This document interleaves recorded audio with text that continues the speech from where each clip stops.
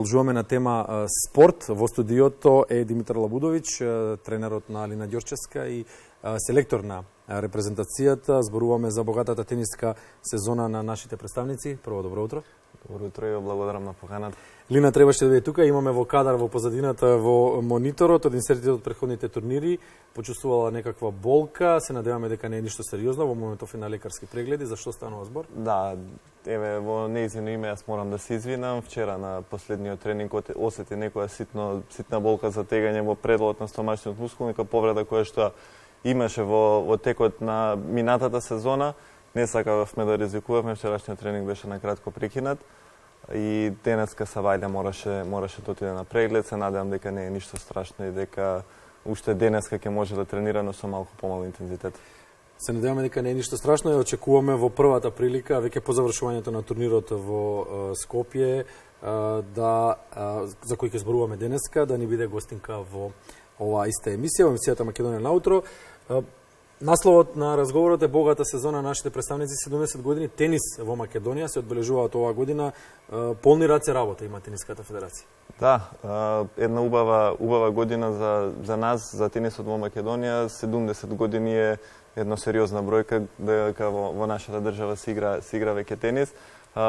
За таа цел се припрема и една мемографија која што ќе биде издадена дали при крајот на годината или можеби на почетокот на наредната година, за која што сите медиуми ќе имаат покана за нејзината промоција.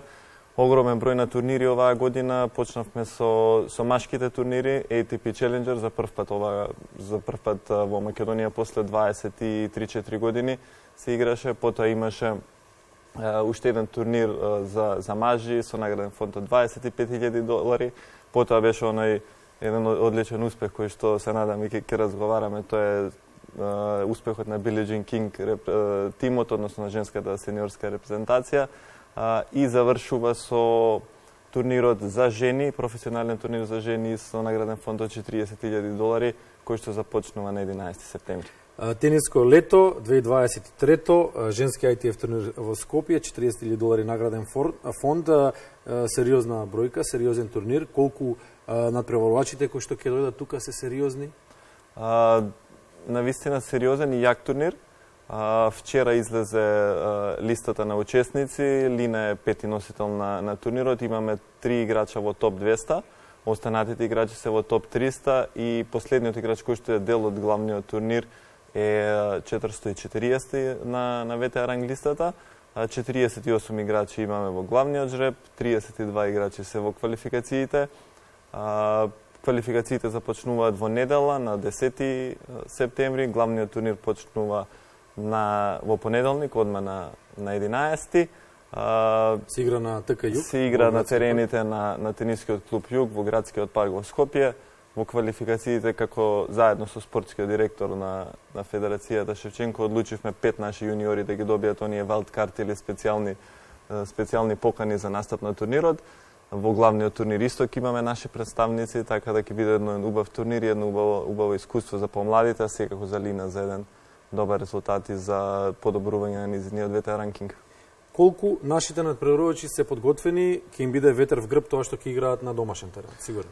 Да, дефинитивно ќе биде ветер во грб за младите јуниори кои што тек сега преоѓаат од јуниорски во сениорски тенис, односно во професионален тенис, ќе биде едно огромно искуство, иако знам дека за нив тоа ќе биде малци поголем залак, меѓутоа мораме да ги фрлиме во оган уште од млади години да осетат што значи професионален тенис. Тоа ќе биде едно огромно искуство, што се однесува за веќе нашите два играчи кои што играат професионални турнири, Лина Ѓорчевска и Магдалена Стилковска, дека за нив се надеваме на некој подобар резултат за да може да освојат што повеќе поени на ВТА ранг листата за да го подобрат нивниот ранг. Последниот ваков турнир одигран во Скопје беше во јуни 2000 година. На тој турнир победи Катарина Дашковиќ од тогашна Југославија, а претходната година последен наш победник беше македонската тенисерка Марина Лазаровска, која пак 2000-та во двојки победи со Дашковиќ. Зошто се чекаше толку многу години, зошто не беа потребни повторно да видиме ваков тенис и ваков турнир во Скопје? Јас морам да ја пофалам Федерацијата во односно гарнитурата која што сега ја води федерацијата, бидејќи навистина се труди, се донесо голем број на спонзори во нашата федерација, каде што има и поголем број на средства автоматски и желбата на одреден број на луѓе да повторно се врати професионалниот тенис. Ние имавме голем број и години ние и од таа 2000 година имаме многу јуниорски турнири. Меѓународни турнири кои што се рангираат за европската и за светската јуниорска ранглиста. Меѓутоа немавме луѓе кои што ќе го подбутнат овој професионален тенис да се организира еден турнир, иако имавме голем број на играчи кои што во тој период играат професионални турнири. Сите се сеќаваме на она предобра генерација на машки, на мажи, Русевски, Грабл, Магдинчев, и јас играв во таа репрезентација сениорска. Меѓутоа не се организира професионални турнири, за сега конечно да се создадат услови да се направи една добра атмосфера, да имаме и машки професионални турнири, ATP Challenger, кој што е стварно едно високо ниво на турнир, и сега имаме турнир од категоријата $40,000 за жени. 2 години поред се играше и Били Джин Кинг во Скопје, така да работите одат на подобро. Јас сум навистина среќен како дел од таа федерација дека ќе биде се подобро и подобро во иднина. Како човек од спортот може да констатирам дека во Македонија за големите турнири и за сериозни резултати постојано се вели дека ни недостасуваат затоа што немаме средства, немаме пари. Дали само парите се во прашање?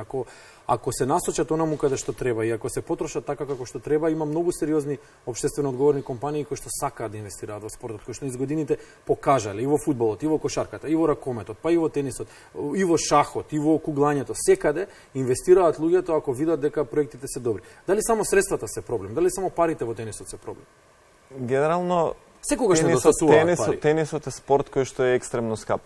Не само организирањето на турнири, него и патувањето, и не е само она ние што го гледаме на телевизија, него и само тенискиот турнир, 2 играчи кои што играат и тоа е тоа. Меѓутоа има многу работи од позадина кои што бараат навистина многу средства да се одвојат, и јас сум повторно ќе кажам среќен што одредени компании кои што се дел од федерацијата навистина видоа дека во тенисот може да се уложи, дека во тенисот во Македонија имаме играчи, имаме човек, имаме Лина како што играч кој што е 200 на свет, кој што не е за занемарување воопшто. Еве сега се пробива и Калин Ивановски кој има 19 години.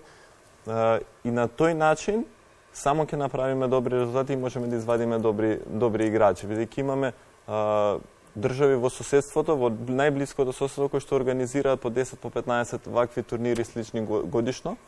Че секој месец сигурно во просек имаат по 1 до 2 турнири, имаат цело време турнири, и сега доаѓа конечно време да и ние почнеме да функционираме, и се надевам дека ќе се разбуди свеста и ќе се промовира на овој начин. Со овие турнири се промовира тенисот, и дека за некои 10-15 години ќе имаме нова Лина или нов Русевски или нов Магдинчев или еве ќе продолжи со играње Калин, и дека сето тоа ќе донесе нешто подобро за тенисот во Македонија. И ја морам искрено да ви се заблагодарам и на вас како јавен сервис кој што сите тениски турнири ги пренесувате и на тој начин го промовирате тенисот и машкиот и женскиот во нашата држава. Па добро, тоа е патриотизмот, тоа е улогата на македонската телевизија, нели, да го пренесе она што е од општа корист, она што е со општествена вредност. Нека биде наредната година 71 година од македонскиот тенис, па ете, повторно календарот нека биде полни, нека има нови турнири. Успех со женската репрезентација, плацман во втората зона на Били Джин Кинг купот. Велиме успех. Дали е доволно да се каже само успех? Многу повеќе од тоа, со оглед на тоа какви ни се условите во тенисот. Да, дефинитивно еден успех кој што, како што напоменавте, дека и последниот професионален женски турнир бил 2000-та. Па последен пат македонската тениска женска репрезентација играла во втора зона 99 или 2000-та, не сум точно сигурен, меѓутоа тие ни се поврзуваат тие 2 години како нешто што се случило последно, и сега конечно се случува нешто ново. Минатата година останавме на еден чекор покуса, го изгубивме финалниот меч во двојки. Решавачкиот меч го изгубивме. Оваа година го направивме стварно еден огромен успех. Само за една илустрација, во втората зона игра една хрватска, која што сите знаеме какви играчи има, и машки и женски, имаат и топ 100 играчи. Ние направивме еден успех со Лина која што е 200-та во светот и Магдалена која што е 1200 ранкинг. Другите ни беа јуниори, меѓутоа овие две девојки направија нешто стварно фантастично и јас сум горд на нив што постигнавме еден таков успех. Може би условно е ова, во тенисот и најмногу му се посветува внимание на женскиот сегмент од спортот. Постојано низ годините се обидуваат и дамите да го изфорсираат тоа во јавноста дека се запоставени малку. Дали е така и кај нас? Дали ги имаат оние потребни услови за развој младите девојчиња кои што сакаат да се занимаваат со тенис? Условите за почеток за играње на тенис, за занимање се навистина еднакви кај нас, бидејќи тоа што го спомнавте, она нееднаквост е кога ќе дојдете веќе во професионалните води на ATP или на WTA турот, каде што имаат различни истите турнири со исти број на бодови, добиваш и во машки и во женска конкуренција, меѓутоа прайз маните, односно наградниот фонд на истиот турнир за мажи е многу поголем него за жени. А изброј на публика има и за мажите и за жените, што е, нели? Да, изброј се поените, исто се игра во 2 добиени сета, за разлика само на Grand Slam е разлика каде што машките играат во 3 добиени, а женските во 2 добиени сета, што е од една страна нормално, кога стана збор од физичка гледна точка. Меѓутоа се до оној момент до каде што треба да се почне оној професионален тенис, па и во Македонија децата имаат еднакви услови. Ние оваа година, како дел од ова тениско лето, имавме 10 или 11 јуниорски турнири во најразлични категории. Последниот турнир завршува мислам оваа недела, каде што играат и машките и женските, сите играчи играат за исти број на бодови, за ист напредок на светската ранглиста за јуниори. Зборувавме малку на почетокот за Лина, со оглед на тоа дека сте селектор на женската репрезентација и тренер на Лина Ѓорчевска. Како таа напредува во кариерата? Јас сум навистина задоволен од оваа сезона како тече. До сега има одиграно 3 финалиња, за жал во трите финалиња загуби, меѓутоа се е тоа една добра сезона, морам да ја пофалам навистина. Еве веќе во понеделник заминуваме за Виена, каде што игра турнирот $60,000 награден фонд, потоа турнирот во Скопје. Имаме уште 2 врзани турнири, еден во Бугарија, еден и во Србија, исто со награден фонд како овој во Скопје од $40,000. После имаме 2 недели пауза и уште вкупно околу 10 турнири до средината на декември и целта ни е пласман на Австралија Open на првиот Grand Slam за 2024 година. Тоа беше и следното прашање и те се наметна само преку одговорот. Која е, не мора да е ултимативната, меѓутоа која е следната цел во кариерата на Лина? Што би сакала да постигне, да оствари? Лина веќе во својата кариера ги одигра сите Grand Slam-ови. Има играно квалификации на сите 4 Grand Slam-а. Секогаш играњето на тие Grand Slam-ови е нешто посебно. Тоа е врвот во нашиот спорт.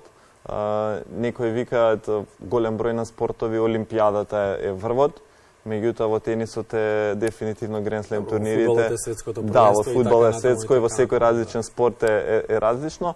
Меѓутоа во тенисот тоа е Grand Slam. И секако мене ми е многу криво што цела сезона на сите 4 Grand Slam она беше многу блиску. Као нешто што она ви го кажа многу болен момент е тоа што на Вимблдон остана прва алтернатива за влез во квалификациите.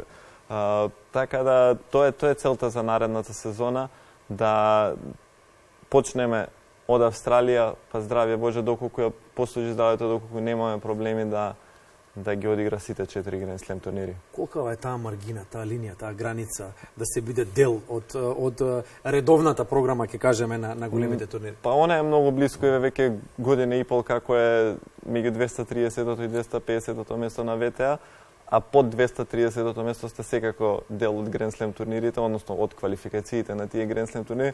Па искрено се надевам дека тој чекор ќе го направиме во овие 3-4 месеци до средината на декември, кога искача листата за Австралија Open, и дека ќе успее да бидеме дел од Австралија и дека нова година наместо во ладно Скопје, во топол Мелбурн ќе дочекаме. Ви посакуваме многу успех, многу среќа, бидејќи тенисот, да, има еден фронтмен, меѓутоа е тимски спорт, голем тим работи за тенисерите и тенисерките. Димитар Лабудович беше тоа, тренер на Лина Ѓорчевска и селектор на женската репрезентација тениска на Македонија. Благодарим уште еднаш за минутите. Ве чекаме во студиото кога ќе заврши турнирот со Лина, да видиме, да сумираме, да видиме што се случило, па и да ја најавиме следната сезона, она што ќе се случи. Благодарам на поканата и јас ги повикувам сите љубители на тенисот од 11 септември да дојдат на терените на Тениски клуб Југ. Влезот е бесплатен, да навиваат и да ги поддржат нашите играчи.